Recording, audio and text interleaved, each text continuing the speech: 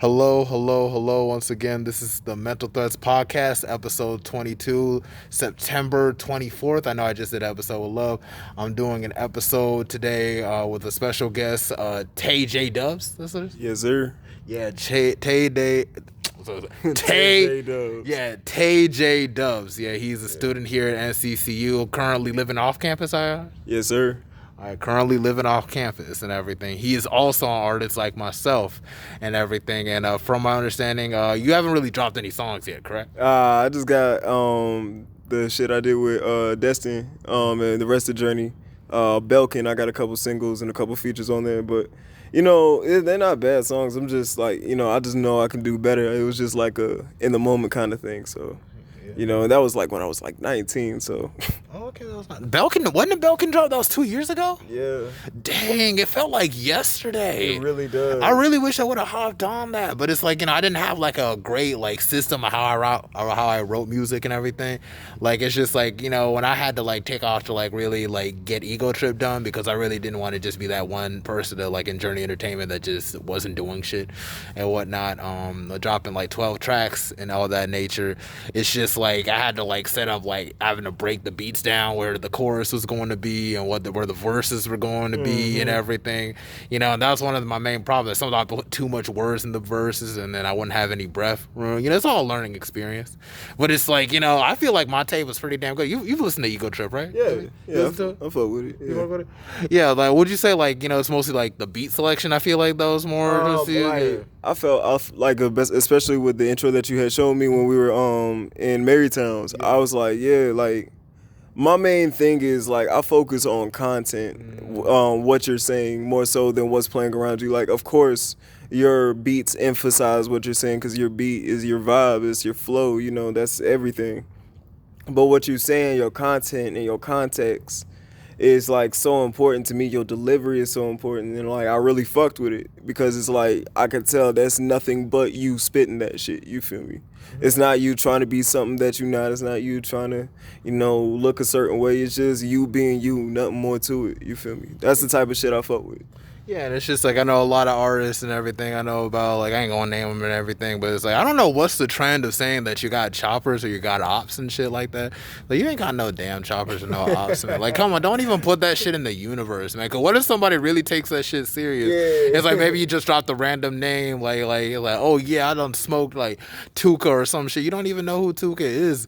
It's just like oh this the nigga that smoked that nigga over there. And it's like you're fabricating the whole fucking thing, and you're getting it blended with real life, and then people now you're making the actual ops and shit going up on you and shit. It's just I know that's like probably like way out there in terms of what could possibly happen, but I'm just saying like once you put shit out there in the universe, it always comes back to you in some form and everything. So it's just like on my tape with Ego Trip, I was mostly just speaking more about mental health and stuff of that nature. You hear in songs like drowning, obviously is allude to like depression and stuff of that nature, and like even like the superficial ones where it's like I'm talking about like Neji Huga, Mace Windu, where it's like this grandiose sense of self. It's just like like yeah, I'm Neji Huga, I'm a Mace Windu and stuff like that. Like I'm the shit type shit. It's just like it's just stuff of that nature.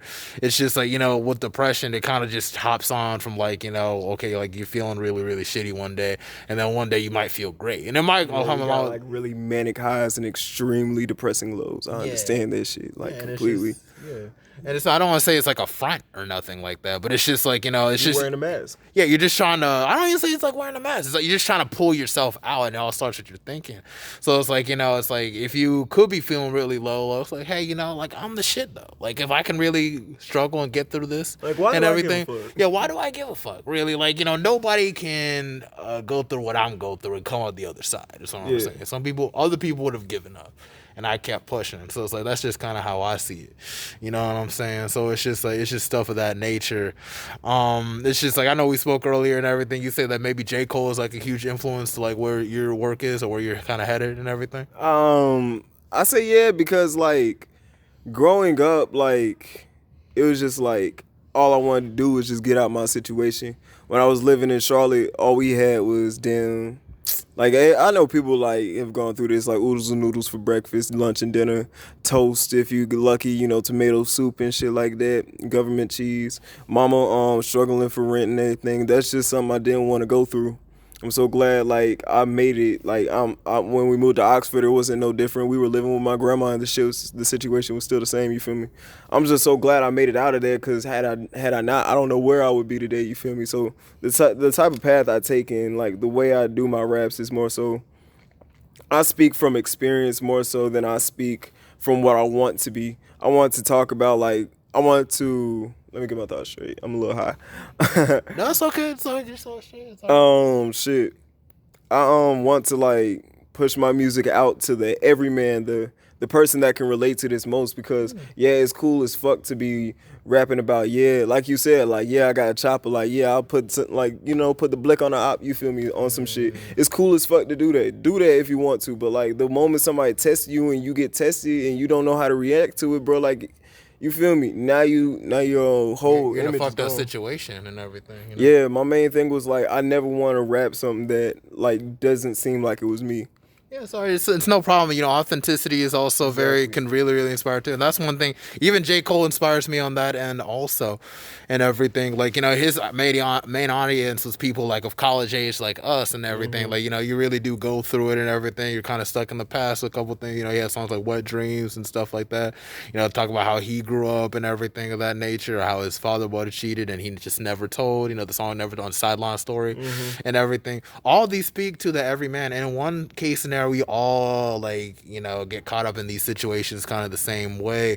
And he definitely, like, J. Cole ain't never talk about killing nobody, doing nothing, nobody, trying to beat up nobody. And like nothing. the thing was, like, when you did hear lyrics like that from him, he was speaking from an outside perspective of somebody that watched that shit go down. Like, yeah, we watched this shit go down. We weren't part of that shit. We may hang around the niggas who do that shit, or we may be around the niggas who's like, you know, talk like they do that shit. But like for most of us, bro, we're just us. So, you know, we do what we do, just go on about our business. And like, minding your business is a huge part of the rap game. Like, you mind your business, you're gonna live longer, just in general.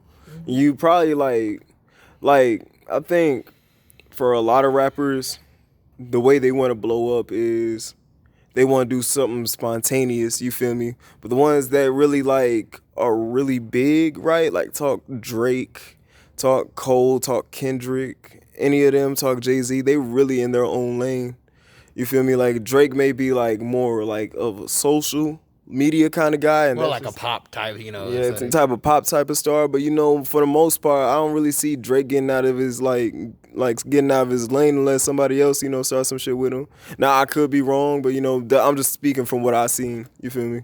Yeah, he usually kills it too. He beat Meek and everything. So Yeah, it's just a test. now, like Wanna Know by Meek is like hella underrated. Is that the one where you used the Undertaker beat? Yeah. And then Undertaker tried to sue him, saying that no, that stuff was trash. Nah, I feel like that was a tough ass song. I'm not even gonna cap. Undertaker in real life, you know, him and Snoop Dogg are like really cool friends and everything. Word, Yeah. You can look up the video on YouTube. It's one of my favorite videos of them just talking on Instagram Live and everything. I sort of just off that they should really just start a podcast, bro. Because they're really Undertaker and Snoop Dogg really talking like. Cause Undertaker he sounded like he hangs around black people a lot. You know, like those white people that like just hang around black people hella much. So you can kind of tell. Like a Gary Owens. Yeah, I wouldn't even say like Gary Owens. I'll say even like blacker than that. Like you can pull to the cookout and won't even be nothing. Like I feel like that's what Undertaker. Yeah, nigga, we be scared of that motherfucker. I dare you to say something too. Dude, Undertaker, that's low key motherfucker. Not even that, but he's like a childhood, like, you know, you grew up watching like wrestling and everything. Beat everybody ass. Right, Speaking bro. of wrestlers beating everybody ass, why don't we talk about John Cena beating niggas' asses in jorts? And George. Oh yeah, like dude, John Cena was that nigga though, growing up, bro. Like I swear, bro. Like sometimes there were points where you kind of hated him because he would always win. Sometimes I'd be wanting some other people to like kind of like come through. That's why like it was cool. I was cool with Daniel Bryan beating him that one time. Yeah, Daniel Bryan. Yeah, you know he's in AEW now. Yeah, I peeped that. It showed up on my Instagram one day. I was like, oh shit. Yeah, dude, AEW is crazy. I feel like that's the only organization that can like compete now, because it's like they be having everybody on there. They be having some old people on there too. Christian, yeah, Christian Cage is on there too. I think they got Matt Hardy now too, and I think Jeff stayed in the WWE though. Yeah, I think Jeff Hardy might get a push. I don't know if he will or he not. Like, cause I'm a wrestling fan to a degree. I don't really watch the matches as much as I used to. Like, I haven't seen it in some years, bro. I just rather look at the clips, to be Yeah, I honest. see Like, some clips every now and again, and then yeah, I think Big E won like the WWE yeah, Championship. I think so. Yeah, it's pretty really cool type stuff, man. Hey you man, know? when's the last time we had a black dude win the WWE Championship? Like, Bobby Lashley was before him. Word. He beat Bobby Lashley. word. Yeah, I know. It's great. Bobby Lashley literally came back, and I know it took a while and everything, but now he's. Wasn't he on steroids? I don't think he was. If he was on steroids, he would have been caught up for that by now. Because it's like steroid. That's all. That's a no I no. think Shelton Benjamin tried to make a comeback or something. Yeah, Shelton Benjamin's different. I was really rooting for Shelton Benjamin when he came back to really become like some kind of champion. Because when he first came in and like he was doing matches like Shawn Michaels in the early 2000s and everything, he had a whole lot of prospects. And I just didn't like that gold standard gimmick when he was like dyeing his hair all yellow and shit, looking like what's his name who did the thong song. Like I wasn't messing with that, man. I mean, live your life how you want to live it, but I just thought it was corny as hell, bro. But it's just like, that's just kind of how I saw it. But yeah, man, yeah. Wrestling, even in rap, wrestling you be making hella bars of wrestling. I think in one of my songs, I say like I was falling off like Mick Foley because he fell off that Mick Foley is a fucking sadist. Say it is, but he is that nigga though. He was doing that for entertainment. Bro, like Mick Foley is gangster. I don't care what nobody says. Mick Foley is the definition of that's that white people shit. Don't even talk about my nigga Mankind like that. Hey, Mankind a fucking dog, but I refuse to let somebody talk me into falling off the top of a steel cage onto a bed of nails. He was not talking. He decided to do that on his own. Dude was doing that all for entertainment. Sadist. Sadist. We can really make that conversation, but it's like, he's like a good father and everything. Have you seen like Behind the Ring documentary and see all his kids and everything? He's just a everyday man. That's all I'm saying. But that's the thing that people need to understand about other people though. Yeah. Like, especially like on Twitter and everything, when somebody's getting on somebody, these people are human. I understand they are in the public eye and everything that they do is like going to be seen a certain type of way. But at the end of the day, you gotta understand these people are fucking human, and humans, all of us, me included, you included, we do stupid shit. It's just in our nature. You feel me? So like when shit pop off like that, you can't. Like you just said, like take a look at Mick Foley. He's a great father. He does crazy shit, but he's a great father. Yeah. But and all that other shit gets overshadowed because you're a celebrity and did some crazy shit. Yeah, I mean, no, seriously, I see it like that. But I don't know, Mick Foley's different because we all know it's just performance and everything like that. Like, real life with Twitter, I don't know. I don't even got no Twitter, bro. Because it's just, like, when Kevin Hart had to apologize for making a comment on Twitter, like, almost a decade ago. And shit, like, that's too much pressure. And I'd be thinking, like, shit, I hope I didn't say anything mean or something on Facebook some years ago or something like that. You be trying to monitor your old social media, like, damn, I hope I didn't say some shit that wouldn't fly today, man. Because if you do blow up and everything, it's just like, it's just not worth dealing with, man. And that's one of the main things. It's just like, I be really looking at stuff, not saying like in my past for the sense, but it's just like, you fall out with people and everything, like rumors start looming about you and stuff. You know what Charlotte's like. We've all lived in Charlotte long enough to know exactly how people get down over there. Yeah, and then like Oxford is even worse because that motherfucker's small as hell, like 6.1 miles, you feel me? So it's just like, whatever's been said is going to be said to everybody, you feel me? You're going to find out. You're related to everybody. It's like Taylor got an F in his class. Fuck, how did my aunt find out about this? I didn't even tell my mama, you feel me? Shit. Yeah, that shit be getting everywhere. Yeah, man, that's a lot, man. It's like, dude, it's just like, I don't know. For me, I don't want to say I've outgrown Charlotte in a sense, but it's just like, I'm ready to move on. Because it's like, it's just like, I look to places like Washington, D.C. and see how the music scene, trying to look a little bit deeper on what the music scene's looking like in D.C. And Charlotte's, we're popping a whole lot now. Yeah, but I feel like Charlotte's the kind of town, though, you have to kind of step out of Charlotte and blow up somewhere else before you really live. That's why people even go places like Washington, D.C., New York, LA, stuff like that. But at the same time, like people up there are coming down here too, thinking that same thing, like there's something new outside, maybe a little bit slower pace or something like that. There's less competition and everything in Charlotte, and I feel there's a whole lot of competition. I feel like that's yeah. I don't know if that's a problem or a good thing, because when you're like New York is filled with competition. So when you at the top, you really at the top. You feel me? Yeah. But it's like it's not even like competitive on the sense it's just like I'm getting niggas way. I'm gonna start beef with people and shit like that. Beef just follows you and everything when it comes. But it's just like I feel like Charlotte's different because people would do the absolute most just to really disparage other people's characters, and then it makes them kind of like give up in a sense. And even I was in that headspace, like, nigga, what's even the point of this shit? Like all my people I fell out with and everything, then Could say this, that, and the third. I mean, they're just fake as shit and everything. People going behind your back, talking all types of mental abuse for no reason. I actually said that in the song. It was like the ones who judge your greatness are the ones who never made it. How the fuck you judging me when we was never on the same shit? You feel me?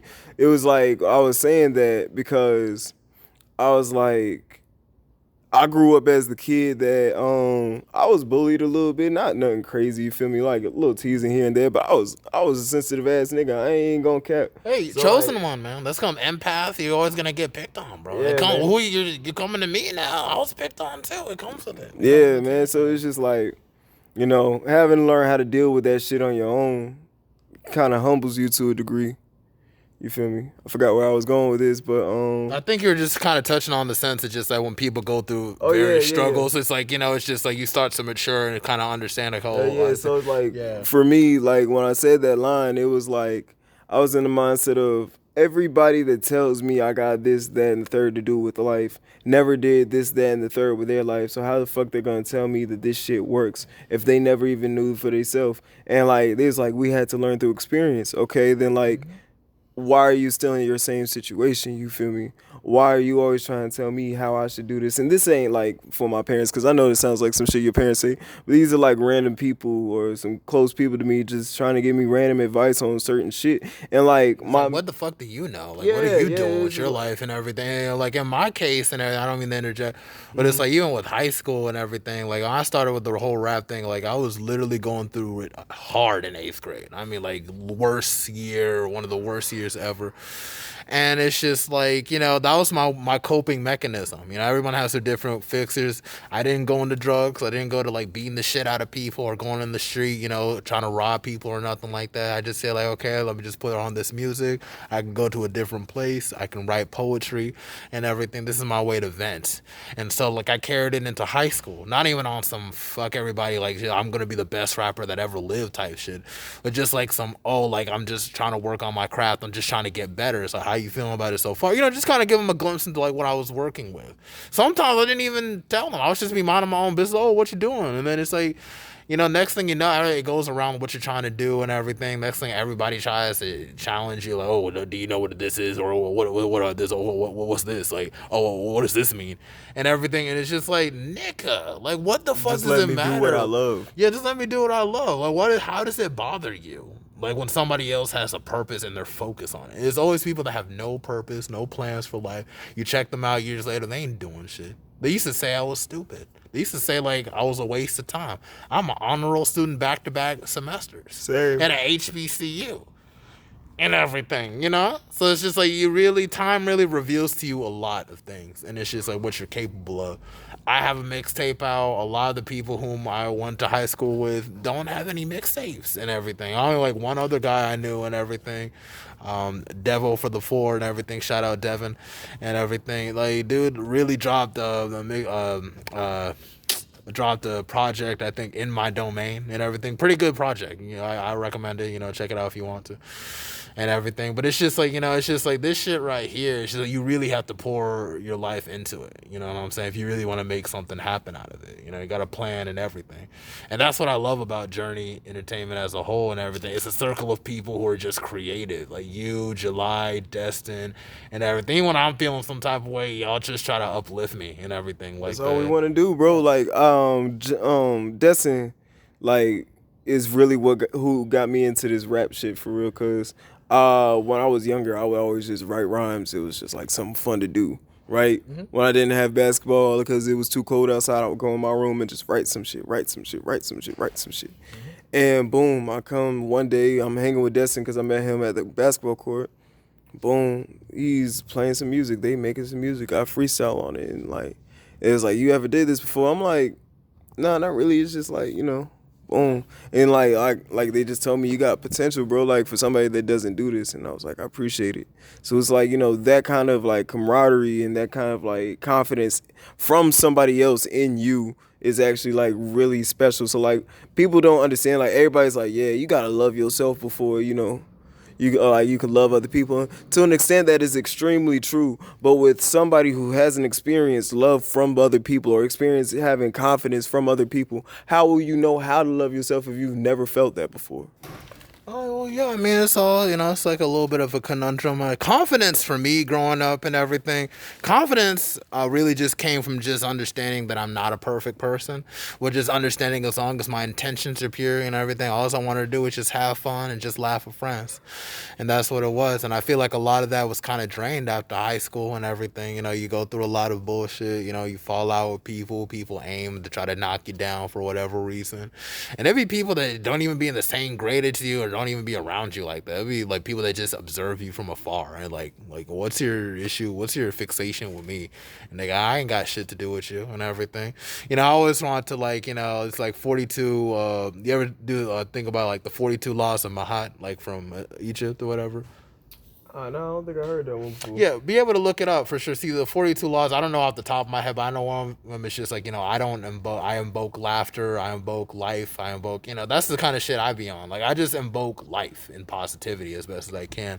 So it'd be that's why I fuck with you, bro. It's like it's another thing in Journey. It's just everybody is so damn positive, and as a kid that has grown up negative, you feel me? Like I was a negative person. I can still be at times a negative person, and something I'm working on. But like to be around such positive and creative minds and people that think like me, work like me, and just want to do things just like me, it's just like it was really nice to find that here. And like, hey kids, like you only gonna find that at HBCU, you feel me? So you might as well, just go ahead and find you at HBCU. Come on down to Central. We'll take care of you. No, just any kind of HBCU, but really look up and really see if you'll see like your vibe and everything like that. It's just like NCCU. It's like it has a vibe that I don't feel like any other campus has. But that's only because I've never been to every other campus. I'm about to probably go to Howard University for grad school. It's just stuff of that nature. Mm-hmm. But it's just like that. Everyone's just kind of chill. I don't know if it's like maybe because they're out of high school type thing. I don't know. But I really feel like I needed this school like when I was in high school. Just an environment like this. I feel like it would have been a ride, because if I were to compare who I am like now to who I was like in high school, it's like two completely different people. Oh yeah, for sure. In a sense, it's just like I had I had light in my eyes. I was just, even though there was some times I was just tired and just chilling or whatever, it's just like I laughed with friends. I was more outspoken. I could stand in front of people, ain't gotta worry about nothing. And I feel like in my 20s, it's like I'm really trying to work out, trying to unravel a lot of the traumas I had faced when I was younger, to really blast through that so I can live throughout my life, happily and as freely and as best in sync with myself as I can. So it's like, I'm working to really like fall in sync with myself once again, and it's just like, I feel that really kind of took out of my HBCU experience as a whole to a degree, because I always felt like, I'm more like shyer, like I'm just kind of like, withdrawn to a degree. Although I do go to the Men's Achievement Center, I do like socialize a little bit, I feel like, like there's a part of me where it's just like, I don't want to say died in a sense, but there's parts of me that I feel like they're kind of on life support. The naivety, or naivete, or however you say it. How naive I was coming into college is like extremely different. Like I went from a big city to a small town around 10 years old. So boom, I was used to both things, but to find a mixture of that was really cool. So that's why I gave from Durham. Like, it's got certain like parts of this country as hell, you feel me? And then there's other parts, Durham's part like basically a big ass hood in a way, but you know. Kind of progressive in a sense, especially uptown. They got the little, it's like, it kind of reminds me of East Side Charlotte, like a really large East Side or I'm West actually Side from Charlotte. East Side Charlotte, same. Ottawa area. Oh, really? You from Ottawa? Yeah. I'm from like Sharon Amity area. Oh, word. Yeah, like I live. I don't want to say exactly where I live.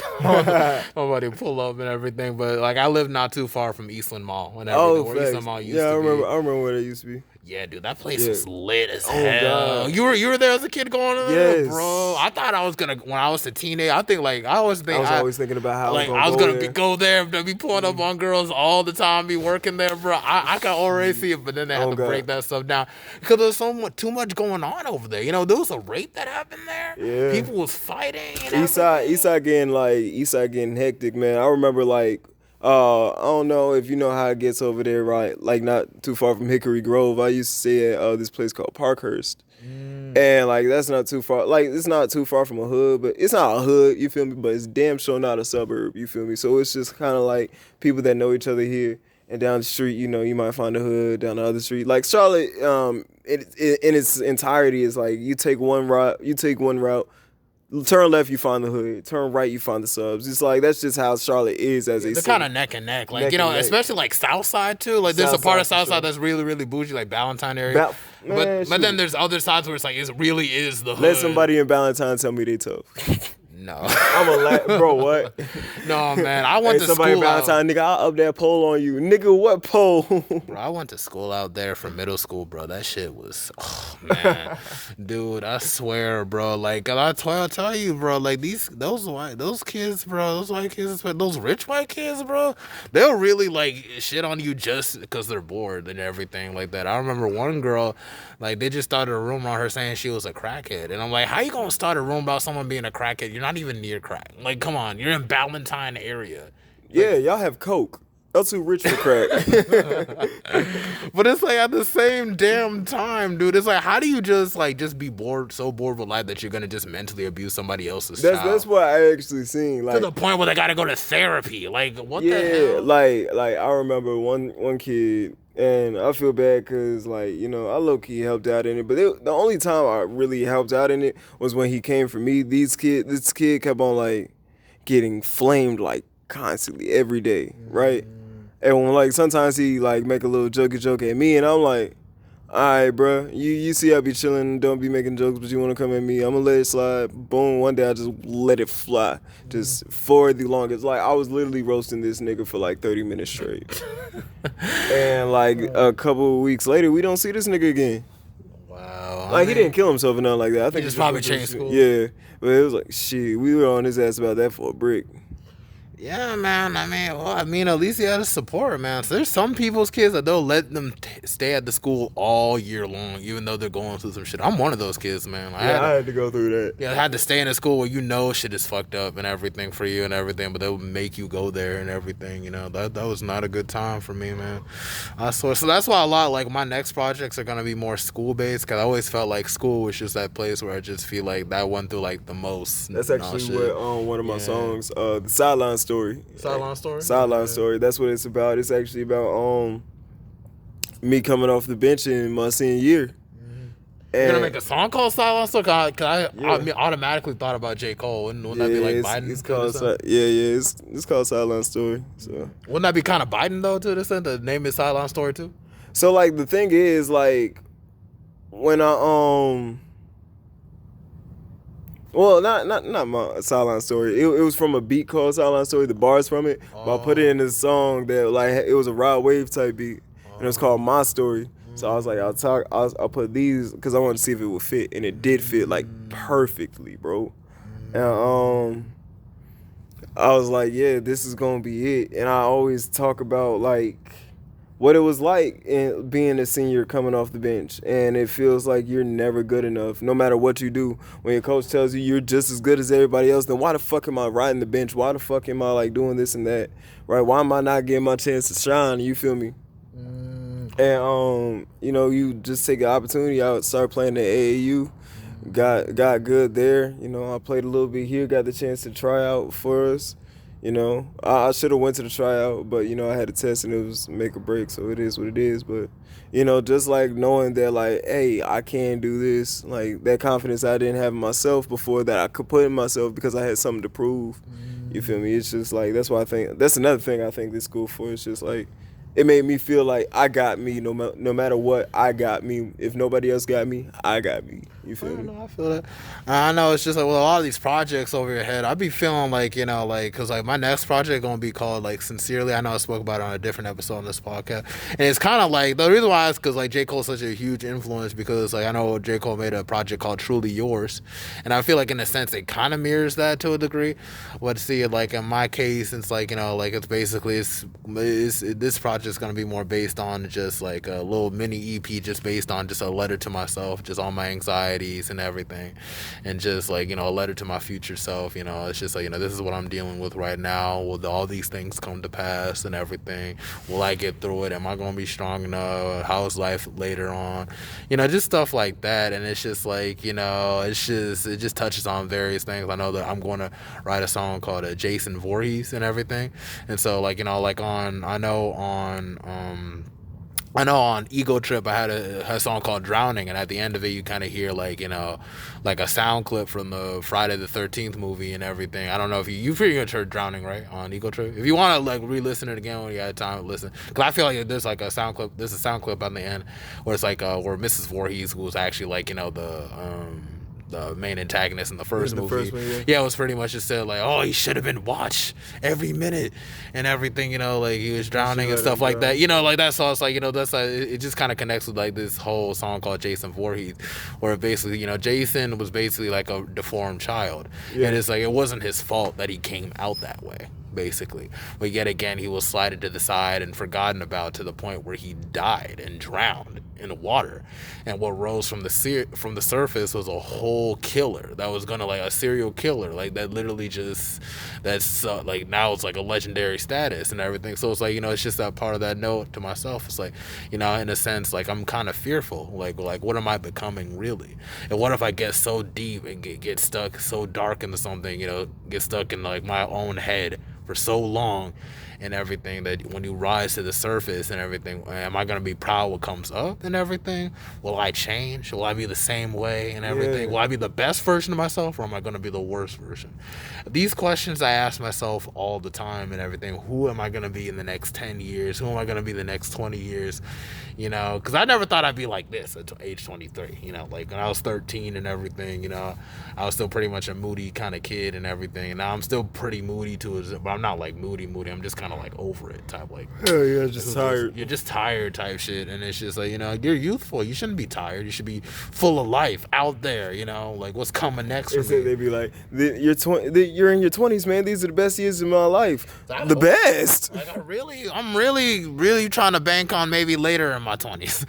To be honest, like I'm really hoping mid-20s can make up for a lot of this shit. Luckily I missed for me, I'm still like in the early stages. You feel me? Like 21. So it's just like I always tell myself I got so much time, but on the real, do I really have as much time as I feel like I do? Cause it's like I feel like I need and this is why I try to stay off social media like too much. Like I'm not gonna be posting every hour or nothing like that. I'm not gonna be posting every minute or every day, but like I'll like take a peek at social media, like a few things, maybe put something on the story, go on about my business. Keep it light, because when you start being on social media too much, right, you start wanting what you see on social media instead of wanting what you want. Appreciating what you got already and everything. That's the sad thing about social media, man. It's just, it really, really takes away your happiness, because, comparison is basically the thief of happiness. I don't know if that's word for word what the saying was, but it really can rob you of just being content with yourself. And it's like, it's so bad,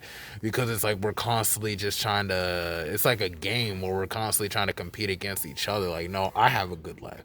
I have this many followers. I'm doing this. I'm doing that. I got this many likes. And what's crazy? What like helped me was like, and maybe it may seem toxic, but like when I started fucking with certain females that like were just like seemed out of my league at one point. That's like what made me think like, yo, this shit really don't really matter. Like this Instagram shit. I was a nigga with a fucking Android at the time, right? Yeah. Trying to pull some shit. So you gotta really learn how to. Don't really care about a lot of this. You just gotta. That's one thing I noticed about in college. Bitches really don't care. It's really just all. Oh no, they care about that motherfucking blue message versus green message. No. They care to a certain degree, bro. But you can come up with the most jacked up car. If your game's good, bro, you can pull a bitch. Oh, God. It really just comes down to just your presentation and everything, Because it's like in college, all they see is potential. So where you can grow up to be. And like, 80% of our campus is females alone.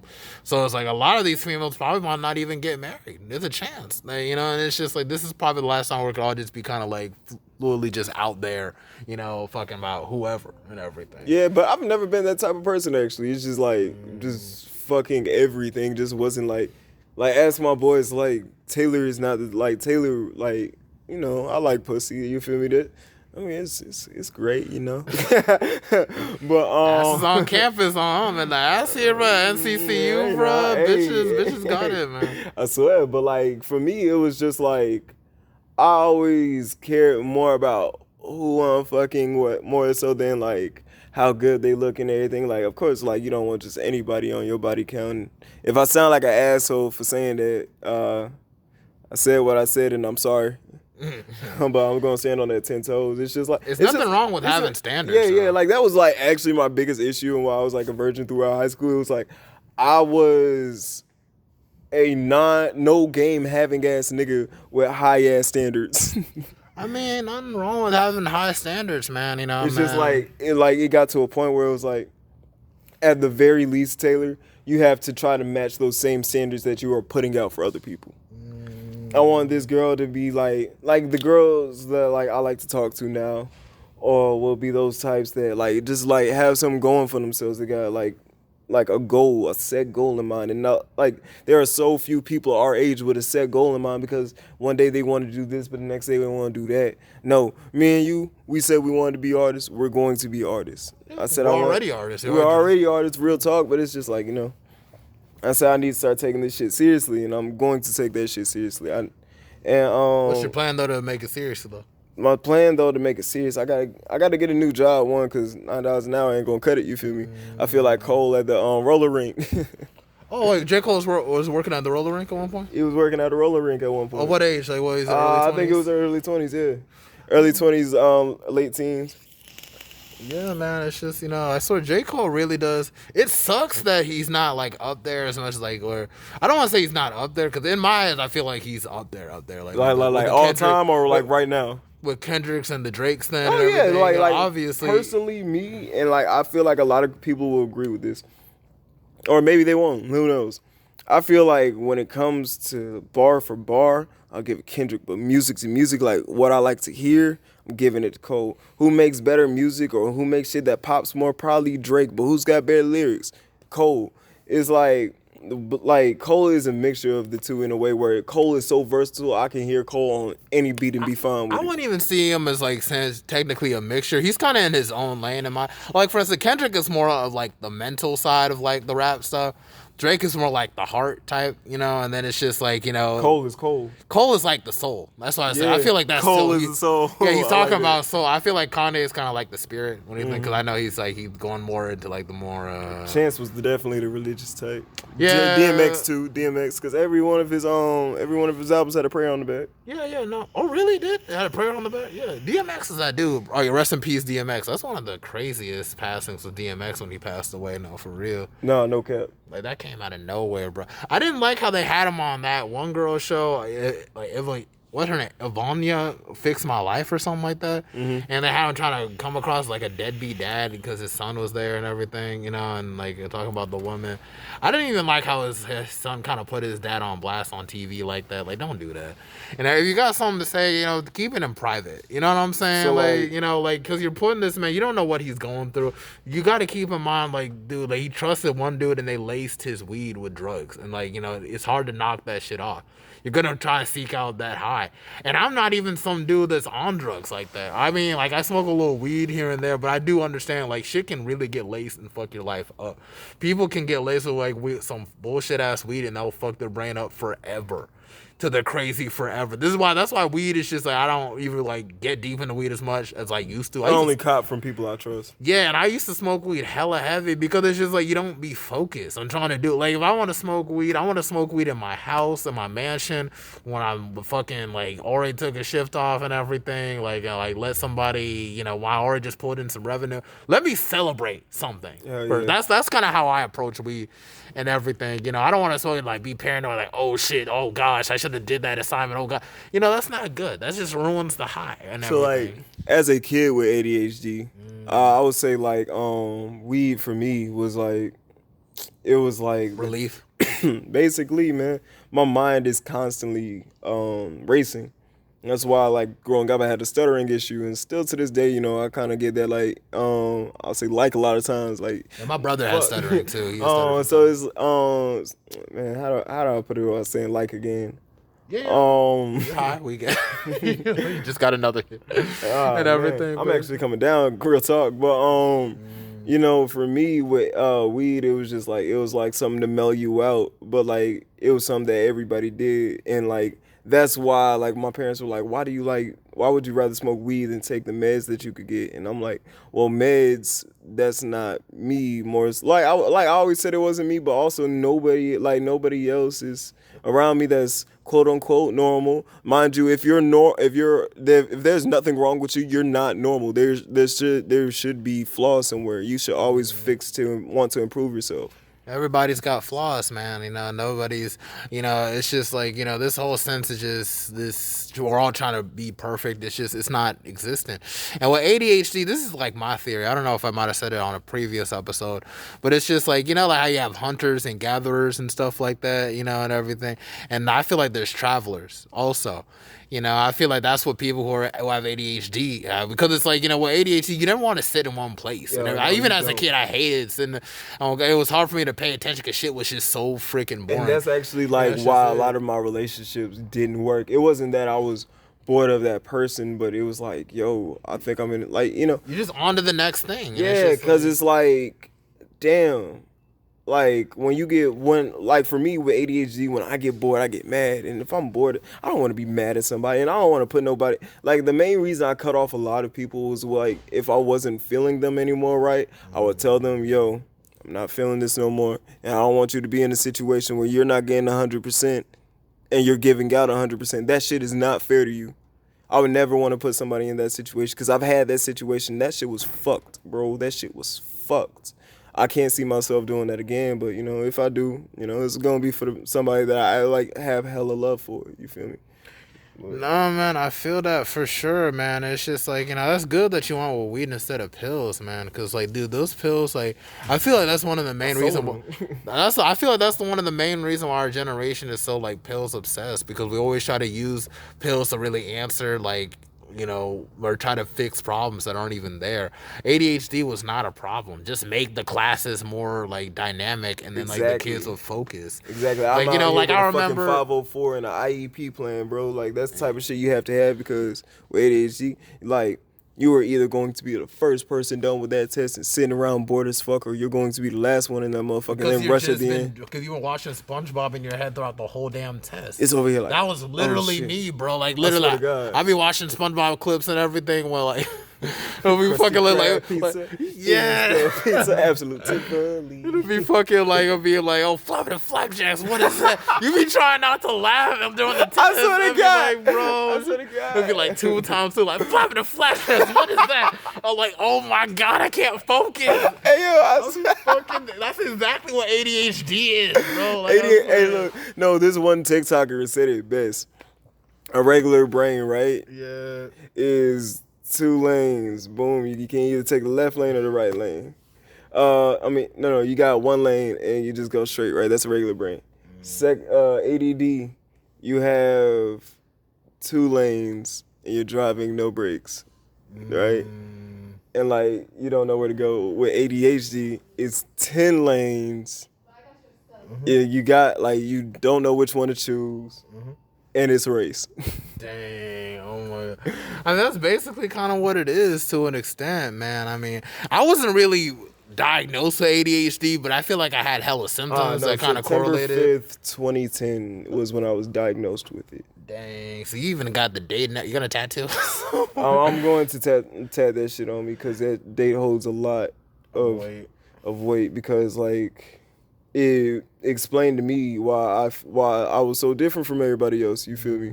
Like it was just, that's how it is. And, like, I remember, like, kids will always make a joke, oh man, you got ADHD. Like, before I even found out I had ADHD, because I was hyper, I didn't like sitting down and everything. So it's like, boom, when you find out you actually do have that, it's like, damn, these motherfuckers right and shit. It's like, damn, something wrong with me. But it's not, no, nothing wrong with you. You just operate differently. Sitting down is not something that you want to do. And like, if you are going to be big in this world, sitting down is something that you can't afford to do. If you're sitting down, you better be sitting down thinking about something. You better be sitting down writing something. You better be sitting down planning some shit. You feel me? You got to be doing something with your life. Yeah, and it's just like, ADHD, I feel like that's where a lot of ideas, cause I'll be coming all sorts of ideas for mixtapes, mixtape covers, what beats on it and everything. You be thinking about that all the time, and the shit don't even formulate yet. Oh, yeah. And I feel like that's one of the things that really helps you with ADHD. I feel like that kind of helped Tyler the Creator too. And that's like, because Tyler the Creator got ADHD. Yeah. Yeah, that really helped him because it's like, nobody had a sound like him. Like with Bastard, Goblin, Wolf, and then after that was Cherry Bomb after Wolf. And then after Cherry Bomb, it was Flower Boy, and then it was Igor, and now it's like Call Me If You Get Lost. Dude, Tyler the Creator's discography, bro, that's legendary, bro. Like, to me, I feel like he's Hall of Fame, and he's still in his 20s, right? Late 20s now? Hey, Siri. You gotta ask Siri. How old is Tyler the Creator? Tyler the Creator is 30 years old. Jesus. He turned 30 earlier this year. Okay. Word. That's cool. It wouldn't seem like he's 30, right? At all. Because he still has a youthful essence to himself. And that's cool. Like, that's how I want to be at 30. Yeah, just youthful, bro. Like, dope, for really, man. When I first became a fan of Tyler the Creator, 'cause I remember I first saw him, like, when he first got an award, and I didn't listen to anything about Tyler the Creator at that point. And I'm like, wait, who's this? Like, what are these new rappers? Like, when it came to these new rappers, like the Kendrick Lamars, and, like, I just saw them as new rappers, so it was hard for me to, like, it's crazy the people that we looked at as new rappers are now OGs in the game, like Drake, Cole, Kendrick, Chance. Like, when Drake was first coming out, I thought he was just another Chris Brown type instead of, like, he was just one for, like, the bitches and everything. I thought when Drake came out, just like, because I listened to like most of Drake's early lyrical shit. Yeah. So I was like, damn, this dude is just another like wannabe Wayne. Then I hear him do that, and then he's got the rhythm, and then he's got soul. And Drake was good, like dude, Drake like his early mixtapes, bro. Like what was like a comeback season, and the care package where it was just the singles that he did. Yeah, Take Care. Take Care is like what really solidified him for me. Every artist got that one project that really puts them in the stratosphere. Like I know Kendrick had Good Kid, Mad City, and then after that, To Pimp a Butterfly. Yeah, that shit. But Good Kid, Mad City, that was that project that really set him off. Hey, I love the deluxe version. Like, say what the fuck you want to me about whatever. The best song, in my opinion, on that was Now or Never.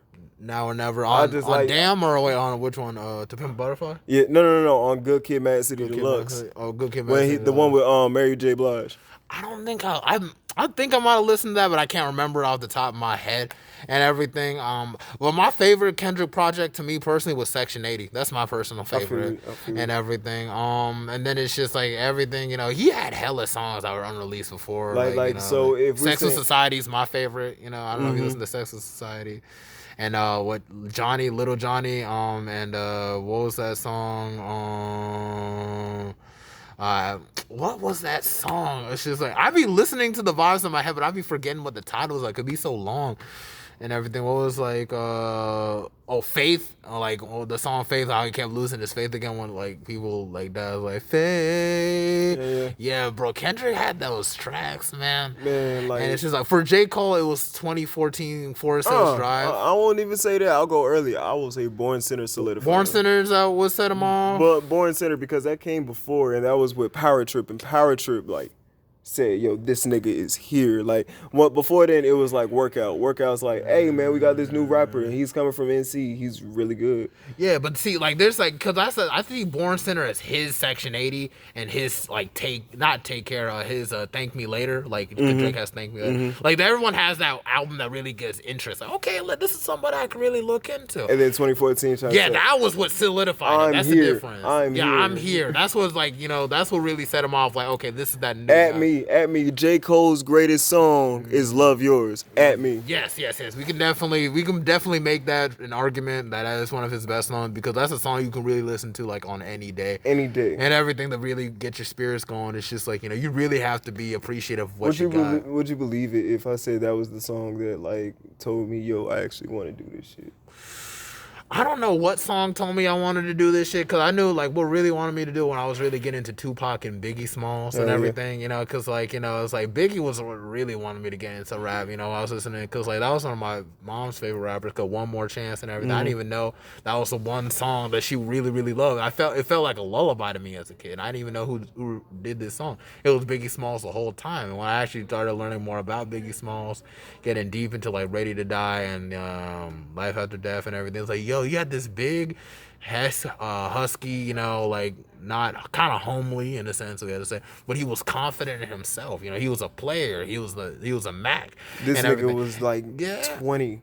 20, and then he was still doing all this stuff, and it's just like, you know, as a kid I really looked up to that, because like, you know, I was kind of overweight in middle school too, so it's just like, you know, to really get that confidence, I always wanted that confidence in a sense, you know. That's what I wanted to be like, just like, you know, it don't matter like how I look or what I did, you know, you're gonna love me. And that was just kind of my mindset. I had an abundant mindset, and I feel like it was thanks to Biggie, you know, when I was going through a dark time and everything, it really helped me to like, you know, open myself up to that. So it's just like, you know, score one for Biggie, and then everything else, it was just everything else after that, it was just kind of help shape everything. Like Lil Wayne was very, very good at shaping like creativity, my writing. Lil Wayne, 2 Chainz, that year with the 2 Chainz in 2013, bro. Dude, that run in 2013 with 2 Chainz, bro, he was working with everybody, bro. I miss that time. Things were different back then, but it's just like, yeah, but with the Kendrick, You fuck with 2 Chainz when he was 2 Chainz? I was fucking with him when he was Titty Boy. There's an old head gonna come out and tell you, I'm like, I don't know Titty Boy. Spell it. T-I-T. And then B-O-I. You know, yeah, that's like the based on a true story type stuff, man. And then he got signed with Good Music and everything. He did that in his 30s and everything. So it's just like, it really makes you gotta really keep going with You this know who I stuff. feel like is low-key an underrated rapper? What? But everybody like respects him? Who? T.I. I don't even see T.I. as underrated. I don't feel like he is, because you can't be crowned king of the South and be like underrated. You know, some people, that's arguable for some people. For T.I., for me, it's like I just feel like he don't get the same. Like, yeah, like we know him as king of the South, but like it's like more so the fact like we say that out of respect. Not like I don't know how many like people say that shit and like really know like how good he actually was in his prime. You feel me? you know, I feel It's like when people are talking about DMX, like you never really knew how good he was in his prime. You remember like people should know how good DMX. Come on, have you seen that concert where it looked like he was performing against like in front of half the world? Hell yeah, literally. And it's just like, bro, like, and DMX was much older though. That's the thing. Like, they're like in their late 20s, early 30s type, and everything. And they still made this whole rap. So sometimes when I feel discouraged, like about driving my mixtape at age 23, I be thinking to myself, I can still keep it going, because it's like, you know, why not?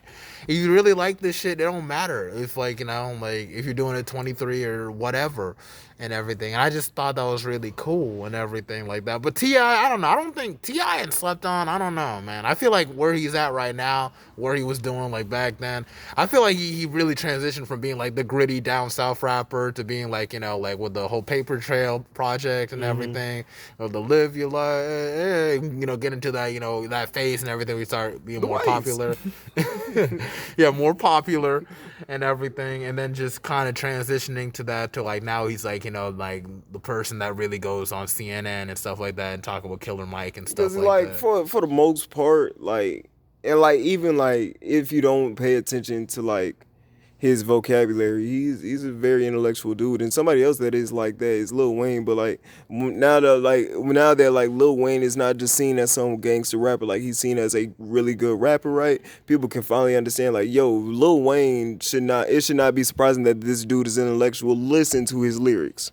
Yeah, I mean, I never doubted for a second Lil Wayne was an intellectual, but I do understand that people do hate on Wayne a little bit too much and everything, you know. And it's just like even as a 13-year-old and everything growing up, it's like, how can y'all hate on? I know people like, even we all even sometimes even saying like, oh, you know, if Tupac was here, you know, you would be working at McDonald's, but I don't think so. Like, Lil Wayne is like the GOAT for many reasons, bro. He had wordplay, lyricism. I was at my most creative listening to people like Lil Wayne, 2 Chainz, and everything, and it's just like, because they have a certain layers to how they do this, though, like the whole wordplay I feel like, I you know, never Lil Wayne talk is to the pretty. cops. I don't speak pig Latin.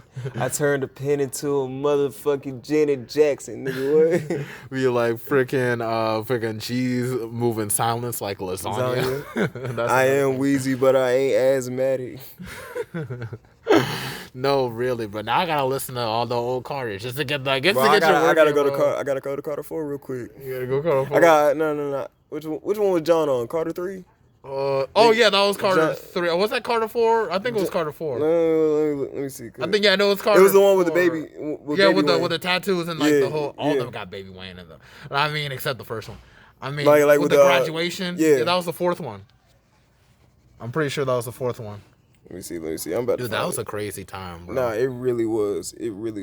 And like, I hope my kids have like a rapper like to look at like we look at Wayne, just like how they have their rappers that they look at back in the day. Like, Things are changing, man. Tupac. You feel like Cordae is gonna be the next person? It's like, I know I spoke about it with my brother on a different episode and everything, you know. yeah. The thing about Cordae, if he puts out more stuff, because I only like know some of like mostly From Lost Boy and then a yeah. couple like freestyles before that. I Yeah, feel like he's in but a good place. Cordae is a fucking spitter, and that shit should be known. No, That no, shit yeah, should yeah. definitely Cordae is be known. definitely good. Will he be like in the GOAT? Not like GOAT conversation, but in that figurehead, like kind of. I don't want to say because like, you know, Well, he'd J. be a Cole, top in his generation. Yeah, J. Cole, Drake, and Kanye and Kendrick Lamar, we're actually reaching like the ends of their careers. I feel it. I feel like they're still gonna be scared around. to say that. I know it's scary, but in the next 5-7 years, you know. Watch this blow up, and now you gave them more fire. And now we got to deal with it. No. Like they dissing me because I was in it. No, I don't see like they're like the ending. I just felt they pretty much done everything. I Like, ain't you know, ready for the even fall you, off. you can even feel like, yeah, the fallout. That's gonna be his last album, J. Cole. Yeah, that shit's gonna. And honestly, he's done everything. Like, there's nothing else he can say. He's done hit everything he needed. Everybody's got goals. I know my goal, like really, like as an artist, like I hope to at least drop at least 300 songs total, at least. You ever get scared Before I that you end. might run out of shit to say? I don't think you can, because I'm always having problems. So there'll always be something. Yeah. That just comes with being human. You know, there's always stages to life. There's always things from our past that bother us in the day. There's always things that we're afraid of, anxious about, depressed about, uncertainty. There's always something to talk about, always something in the news and everything. I want to make a song about, like, you know, one of my cousins named Essimo and everything. See, Essimo, I remember he was a talkative, you know, smart alecky kid in elementary school, you know, and then we grow up and everything. I'm in college, and then he winds up killing one of my other cousins named Calvin and everything, and they were close too. But it's just like, you know, my cousin Calvin was chaperoning for this event, his brother's party or whatever. You know, like, you know, when you're your older brother, you just do end shit up like that. do shit like that and everything. Essimo came up to him and just like said, hey, you know, like our gang. He was a bad kid now for some reason. I don't know why. He was disrespectful to his moms and everything. You know, it's really messed up. Essimo came like up to see if he can probably get all his friends in for like half price or for free or everything. It's like, hey, I know you personally, you can come in, but you can't take your gang with them. They already had it said that they were going to kill somebody. I didn't think they were going to kill Calvin. They killed Calvin, shot him right in the gut. That was it. He had to pass away in his brother's arms. It's sad. That's very sad. I heard the story, man. I was about to cry and everything. I was like, you know, because it's just like, you know, like I'm African Liberian. Me and Destin are Liberian and stuff like that. You know, like we're actually of the sister tribes. He's Gio, I'm Mono. We're sister tribes, so it's like we're like this as a tribes, you know, and everything. And it's just like it's really, really sad and everything when it be our own people and everything. We just came from like 2 civil wars back to back. It really ruined us and everything. Now Liberia is kind of like a big ghetto in a sense, but on the other hand, it's like, you know, we're still trying to work here and try to send what we can back home to our people. So it's like when tragedies like this happen, one kid goes to prison for the rest of his life, other kid lost his life. You know, it's a big loss. It's and huge, everything, man. you know? It's huge. It's like, my boy Ricky. I ain't gonna say he's my boy, but I knew him. I say my boy in the sense of like, you know, I don't got no hatred towards him. Like, he cool peoples. I ain't got nothing against him. He was shot and killed, and I don't know the whole story, but you know, it was like a wrong place, wrong time type of deal. But like, dude's probably only like 18, 19. Another dude named Alexis. His name is Alexis. No, yeah, his dude's name is Alexis. He got shot and killed. Now the story that I heard was like, bro, them like you. This is like not the dude that shot out with someone close to me. No names, but you know, it was just tough. You feel me? Like to have my boy make that decision, that life altering decision, to end somebody else's life, and it's just like, damn, bro. Like you could have done more. Like Yeah, I man, look coulda at it done like something different, man. I'm You don't like, have to bro, kill you're only nobody. he was like only 17, 18 at the time. I'm like, bro, I still remember having a conversation with him, like, bro, when you're out, bro, you better stay out, bro. Like when you're out of Oxford and shit, there ain't shit for us here. My mom don't even want me going back home no more because of how much shit could be going on. Mind you, I don't got no problems with nobody there, as far as I know. And like, you know, I love Oxford. But you Like it never made know. me. Some people You could be never know. having issues with you and you Yeah, don't even know you about never it even know. and everything. And it's like I don't want to say I got ops or enemies and everything like that, but it's just like, you know, when you're somebody that just wants to just put out positivity, you just want to laugh with others, you know, you joke around with others, maybe you might talk to girls, you might laugh a little bit, you know, and everything. It's not even that deep to you. It's not even that deep. You're just living your life. Some people can be in the background and like there's a whole lot of negative energy with that, you know. So because of that, I have to go to spiritual guys and they even said like, hey man, you got a whole lot of jealous people out there for you. Like sometimes you're fearful of that because like when people are so envious of you, they want to take something away from you. They want you to be in a worse mindset, and I can never relate to people like that because it's like when I see people winning, I like to see them winning because I want to win one day. I clap for whoever. I clap for you, not because it's just like I'm. What did Shorty say at the Grammys? Was like, who are you supporting? Everybody black. But Yeah, like yeah. my thing is like you said, yeah. It ain't If gotta I be see you everybody winning, black. It yeah, just- like it- if I see you winning and I see you put in work to get where you are here, like this wasn't something that was given to you, it was something that's earned. You have nothing but my whole respect, my whole support, you know. Go do you, bro. Like that is so love to be seeing so many people just like getting what they want. I'm glad we're in an era where like it's just easier to get what you want. Well, like not necessarily easier, but it feels like there's more opportunity to get what you want in life. No, for real though. Like you know, you gotta have an abundant mindset. I was never one to have a scarce mindset.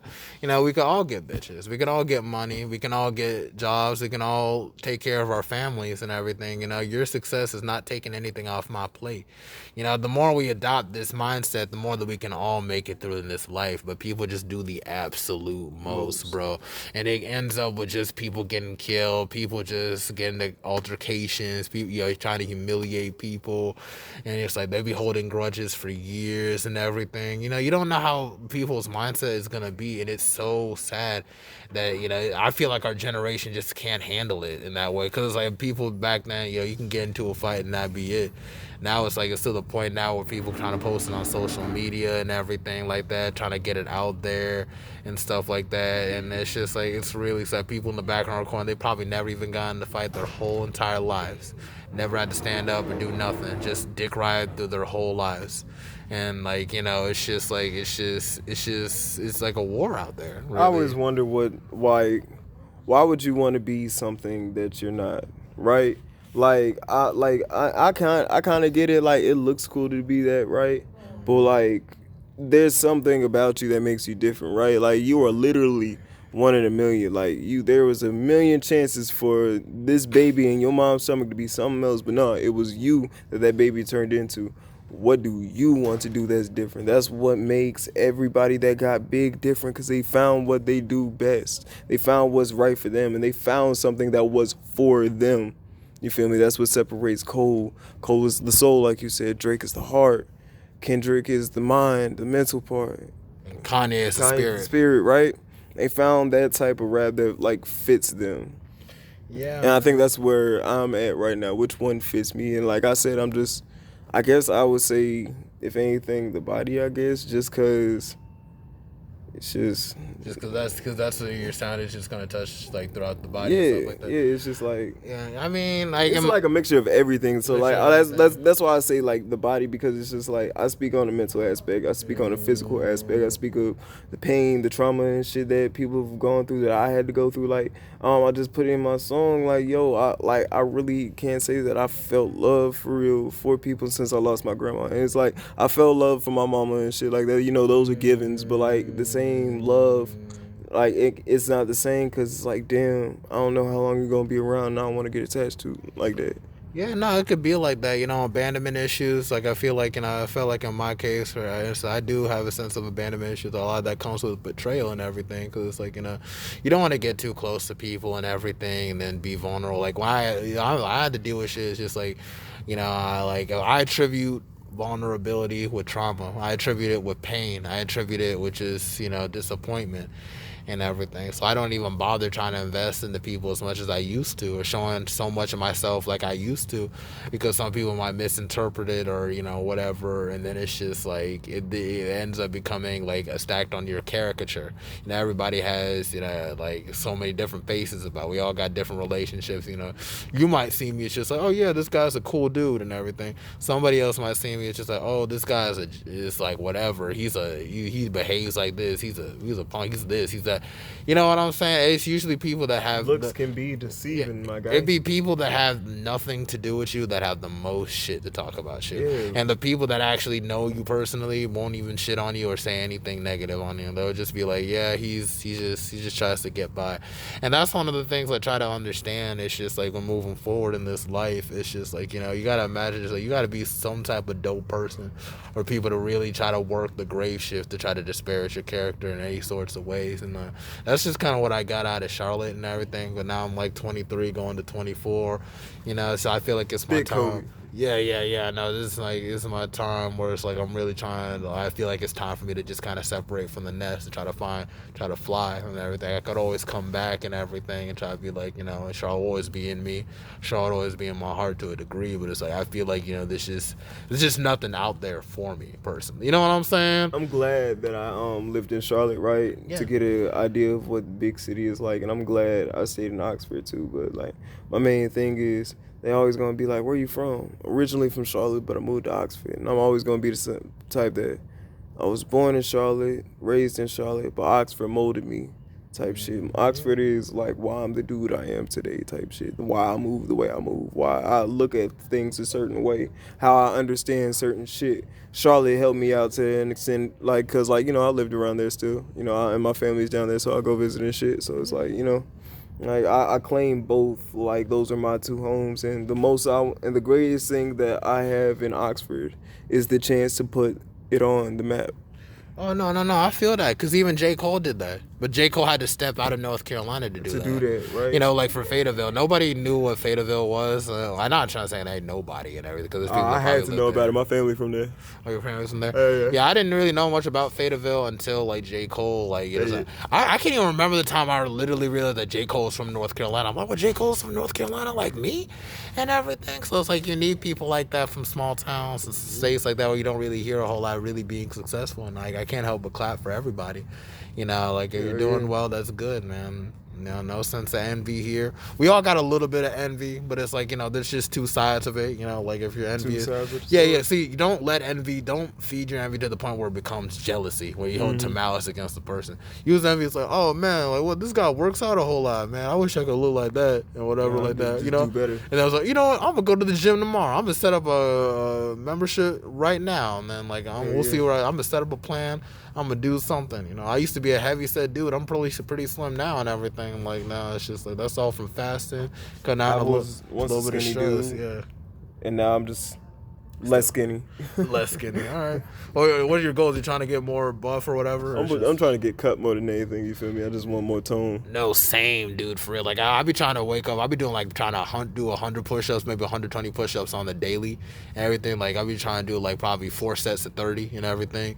It'd be sore as hell, but it's just like I don't really be sore so much, but it's like it takes a whole lot of pushing. I was like, I got me to the point, and like what you can never do is take 2 days off. You can take a day off for rest, but never take more than 2. No, for real though. It's just if you do that, then your body's gonna get in the habit of resting. No, for real though, for real. And it's just like, in between days, I be trying to see if I can like do curls up and everything, about like see if I can get to 100 each one for each arm and everything, because I want to be like keep doing it to the point where it's light. I remember it's just like, I remember 25 pounds used to be light as a feather for me and everything, and then it's just like you stopped doing it and everything, and it's just like, then you're trying to get back into it. Yeah, you got complacent and everything. That's all. FedEx was getting me big. FedEx was getting me. FedEx does, yeah. I know my brother does FedEx now and everything. I'm trying to see if I can move Where, in boxes. Durham? No, not in Durham. My brother lives in Charlotte. You know what I'm Oh saying? yeah, You know, yeah. Well, they got one on Page Road and they got another on South Austin. And they be working like night shifts and everything. Like night shifts, early morning. I might have to consider that. The only thing I'm kind of iffy about getting a job right now is because I'm already kind of fucking up right now and In everything. school? Yeah. Yeah. And it's like I'm already on the verge It's of where like I an might drop adjustment of class. coming from like COVID and how everything was handled there. Yeah, and half my classes are online, half aren't online. You know, it's just like it's hard to maintain a practicality to it all. Yeah, and you even just on the trying to make 6th it read, through. yeah, I'm Just still trying to make make it through. I'm just trying to work with my counselors again because I have been going with a whole lot of depression the past first couple weeks and everything. You know, so it's just like it was just a whole lot of stuff I had to deal with. You know, gladly my counselors are probably going to work with me and my instructors will. Yeah, But since we're getting close to like an hour and everything, you know, I try to keep it between 30 minutes to an hour and everything. You got any like final words you want to let other people know? Well, shoot, just look out for the mixtape drop. I'm dropping soon. It's gonna be called Pregame. It's basically my come up story. Can't complain. You know, I say stay blessed. Do right by others, of course. I ain't got nothing else. You feel me? Just y'all be blessed. You feel me? Yeah, no, I appreciate the positivity and everything. I know we don't hang out like that like often and everything, but you know, you always had like a pretty positive vibe. It's like as if we know each other for a while and everything like that, you know. But it's like, you know, I really do appreciate the vibe. You know, you're from Charlotte, I'm from Charlotte. You know, yeah, big foe and everything. So it's like it's good to like meet up with people that are like that back home. Like I'm not bumping heads with or on some like fugazi type shit and everything. So it's just like I really do appreciate it. Appreciate you hopping on and everything. For sure. You know, everything like that. But that's it for like the Mental Test podcast. This is the 22nd episode. We're signing out. Thank you very much.